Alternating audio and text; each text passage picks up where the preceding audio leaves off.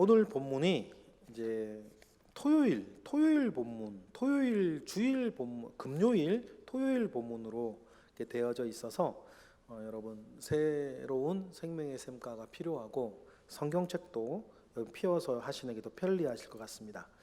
9월 10월 생명의 샘가 12페이지를 보니까 하나님의 진노를 돌이킨 비느하스라는 제목인데요. 우리 민수기 25장을 피셔서 함께 관찰 질문들 풀어보시면서 내용 파악을 한번 해보겠습니다. 질문 1번 다 같이 읽겠습니다.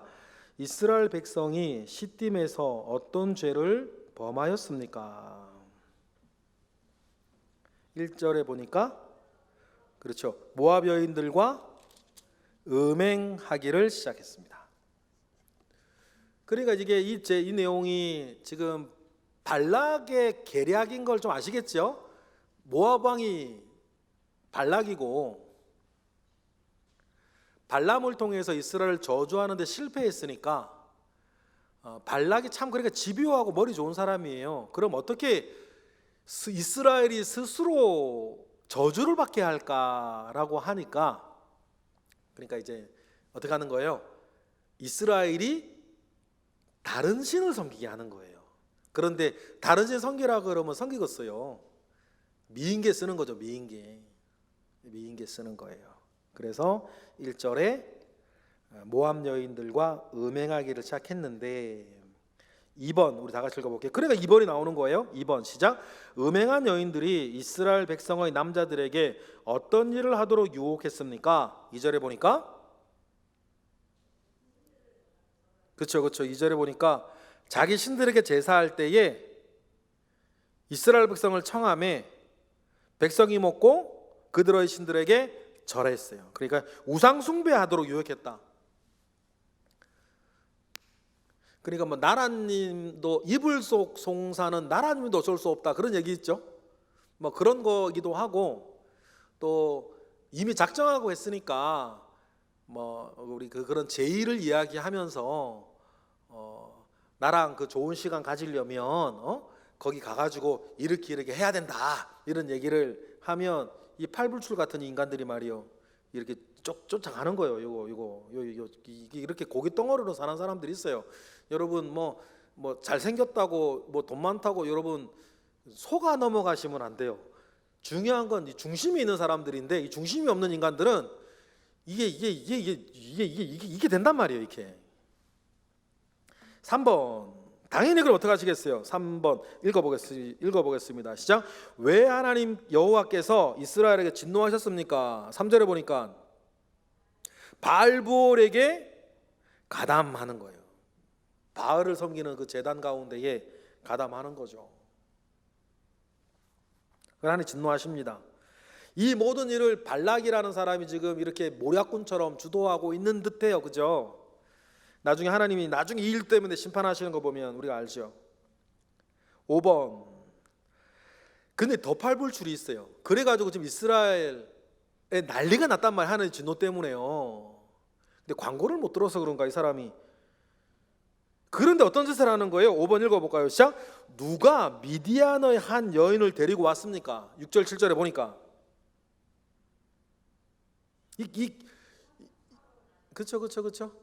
그렇죠? 광고를 못 들었든지 아니면 상황 파악이 안 되는든지 이 바보 같은 사람이 한 사람 있어요. 그런 사람들이 있죠. 지금 자기 이스라엘의 두 종류 이게 어떤 사람인지는 우리가 알 수 두 종류 하나 아예 이게 무슨 일이 일어나는지 모르는 사태 파악이 안 되는 사람일 수도 있고 정말 이런 사람일 수도 있어요. 근데 뭐 어쩌라고 나보고 이 아나무인이요 말을 거칠게 한다고 아나무인이 아니고 그 마음이 아나무인인 사람들이 있어요. 이 둘 중에 어떤 사람인지 모르겠어요. 바본지 아나무인인지는 모르겠어.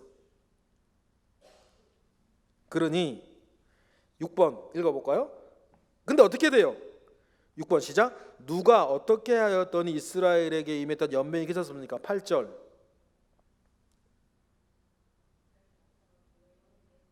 근데 사실 앞절에 누가가 나와 있어요.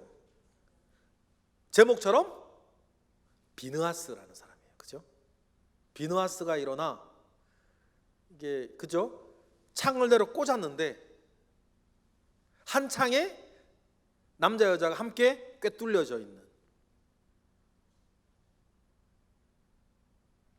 그래서 비느하스와 같은 사람이 여러분도 있어야 됩니다. 그죠? 악을 끊어내는 사람들이 있어야 돼요.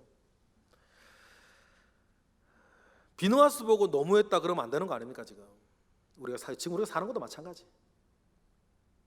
7번 다 같이 읽어볼게요. 시작. 그날 연병으로 죽은 자의 숫자는 얼마입니까? 9절에 보니까 얼마요? 뭐라고요? 저는 이게 어젯밤에 이걸 풀어놓고서는 책을 5층에 두고 내려와. 오늘 안 쓰니까. 근데 전 진짜 안 푼 책이에요. 그래서 뭐 몇 명이라고요? 2만? 야, 숫자도 기가 막히네요. 24,000명. 그렇죠? 24,000명. 각 지파에 그럼 몇 명씩 그 10이라는 숫자 곱하기 2 하나님께 일 얼마나 진노하셨는지 아시겠죠? 완전수의 2배. 그런 24,000명이 그 연병으로 죽었습니다. 네. 우리가 나눔 이야기로 갈 텐데요. 그 문제 그대로 해주시면 될 것 같아요. 그런데 이제 1번하고 5번은 같은 문제 같아요. 제가 읽어드릴게요. 이스라엘 백성은 약속의 땅을 눈앞에 두고 음행과 우상숭배의 죄를 범하였습니다. 요즘 우리 사회의 범죄 중 무엇이 가장 중하게 느껴집니까? 5번 마지막만 읽으면 요즘 당신의 눈에 띄는 사람들의 죄는 무엇입니까? 그러니까 1번하고 5번은 결국 답이 같은 문제예요.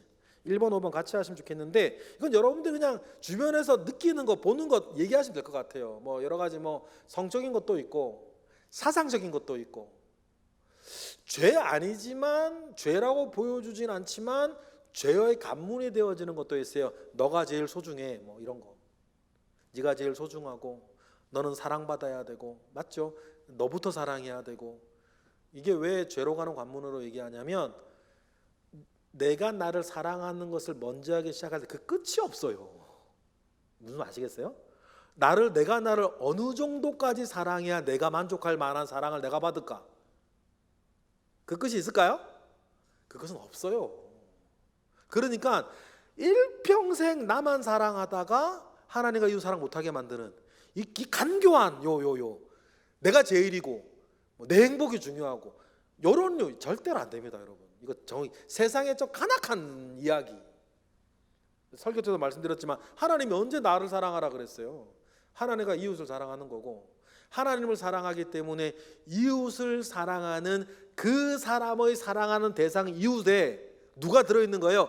내가 들어있는 거예요. 그렇죠? 여기 지금 뭐 여러분들 계시는데 여러분들이 사랑하는 이웃 가운데에 최윤여 목사가 들어있으면 저는 가만히 있어서 지금 8명, 9명의 사랑을 받겠네요. 그죠? 하나님은 그걸 원하시는 거예요. 그러니 여러분, 우리가 나를 위해 살지 아니하고 주를 위해, 이웃을 위해. 그렇게 우리가 그러면 세상의 주판날 가운데에서는 주판날을 튕기면 맨날 나는 손해 보면 살겠네. 그런데 하나님 그렇게 살라 그러시는 거예요. 그리고 저마다 다른 사람을 챙기고 섬기며 사랑해주고 채워주면, 그러면 그 사람들, 우리가 그런 사람들이 모여 있을 때 우리가 그렇게 되어지면서, 제가 가끔 얘기하는 것, 남의 밥그릇 챙겨주고 딱 내 자리에 왔는데 어이구 내가 밥그릇 더 크게 남아 챙겨져 있는, 이게 하나님이 말하는 천국의 모습인 거예요. 그런데 때로는 막 챙겨주고 왔는데 와서 보니까 내 자리에 아무것도 없네.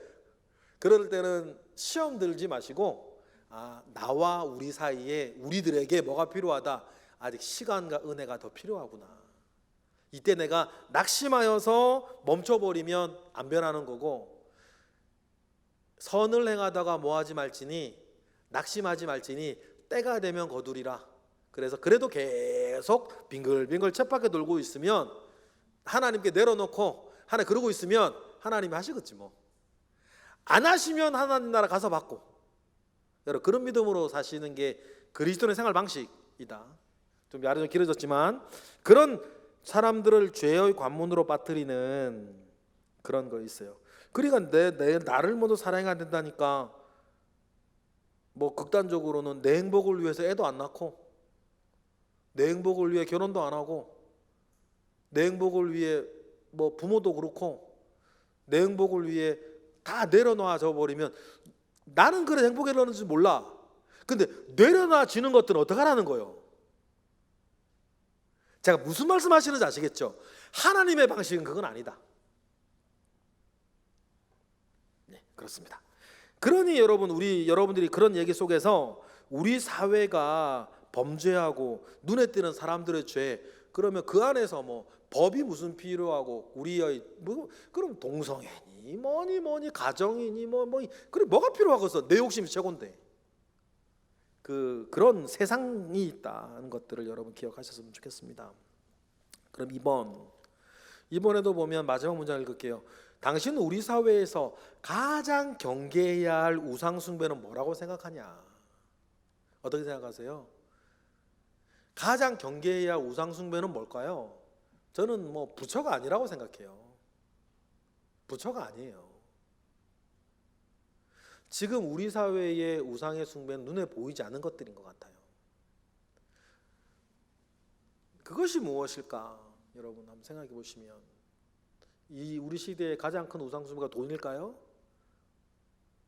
건강일까요? 미용일까요? 아이돌 뭐 이런 애들은 뭐 그럴 수도 있겠고, 집일까요? 뭘까요? 사람들이 무엇을 위해서면 체면이니 인격이니 다 팽개치고 그거 얻으려고 애쓰는 게 뭡니까? 쾌락일까요? 뭘까요? 그 얘기를 해보시는 거예요.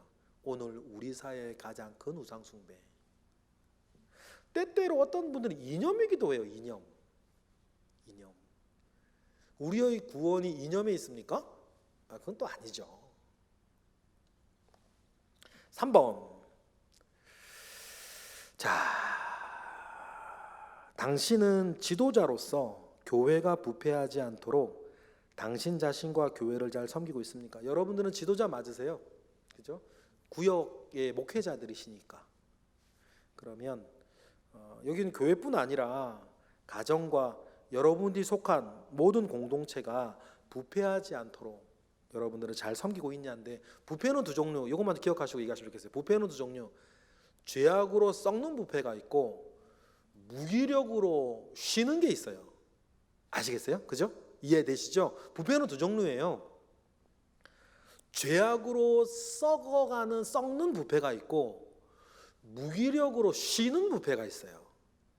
무기력과 무능력 속에 아무것도 안 하고 파리하게 막 말라가는, 우리 교회의 구역들도 여러분, 어떤 구역들 제가 자세하게 들여다보진 않았지만 우리 교회에 여러 구역들이 있는데 무기력으로 쉬어가는 구역도 있어요. 그죠? 모이지도 못하고 마지도 못하고 어떤 성도의 교제도 그 속에 없고, 셋째 주일날 주일을 하라 그래 그때는 뭐나 모르겠네. 그러나 우리가 구역으로 모여있는 것에 대해 아무런 의미가 없는 그런 구역이 우리 교회도 있을 수 있단 말이에요. 그러면 죄악으로 썩는 부패가 있고 무기력으로 쉬는 부패가 있는데, 우리가 그것을 막아서기 위해서 나는 어떻게 해야 될까? 교회만이겠어요? 가정도 마찬가지고 모든 게 다 마찬가지. 죄악으로 썩는 부패와 무기력으로 쉬는 부패 속에서 어떻게 할 거냐, 그 이야기들을 좀 나눠보시면 좋겠고요. 4번인데 하나님께서 당신에게 진노하실 일은 없냐? 여러분 하나님께서 이건 하셔도 되고 안 하셔도 좋아요. 지금 나를 봤을 때 하나님께서 싫어하실 만한, 하나님께서 근심하실 만한, 하나님께서 속상해하실 만한 일이 혹시 나한테 있나? 그것도 한번 찾아보시고 얘기하실 수 있으시면 하시면 좋겠습니다. 이제 오늘 좀 시간이 좀 짧을 것 같으면 우리 늘 하는 것처럼 늘 처음에는 모여서 여러 어떻게 사는지 사는 얘기도 좀 나누시고, 우리가 예배 때 아니면 큐티 하면서 이렇게 받은 은혜들 나누는 시간 먼저 꼭 가지셨으면 좋겠어요. 그렇게 하시면 좋겠습니다. 그러려면 예를 들어 설교나 이런 것들 이렇게 큐티하는 것들 할 때 막 얘기하라고 하면 잘 못하니까 여러분은 이제 뭐 수요일이나 주일날 설교들을 필기 좀 해놓으셔서 지난주에 우리 뭐 이런 얘기 주일날 들었는데 하면서 얘기 시작하시고, 아니 큐티 쭉 하면서 요즘 뭐 발락이 발람을 청하여서 이런 일을 벌이고 있는데 하면서 이야기를 좀 끌어내 주실 수 있으면 좋겠죠. 그럼 필기도 좀 하시고 더 잘 하셔서 여러분들은 구역의 지도자들이시니까 그런 일들 잘 해주시면 감사하겠습니다. 네, 그렇게 진행해 주시면 감사하겠습니다. 네, 기도하고 마치겠습니다. 할렐루야. 하나님 감사와 영광을 올려드립니다. 우리로 말미암아 우리 구역이 더욱더 풍성하여지기를 원합니다. 하나님 함께하옵소서. 우리 구역은 더 좋은 구역, 더 풍성한 구역, 은혜가 넘치는 구역이 여기 계신 지도자들로 말미암아 되게 하실 줄 믿습니다. 부패하지 않게 하시고 무기력하지 않게 하옵소서. 예수 그리스도의 이름으로 기도드렸나이다. 아멘. 네, 수고하셨습니다.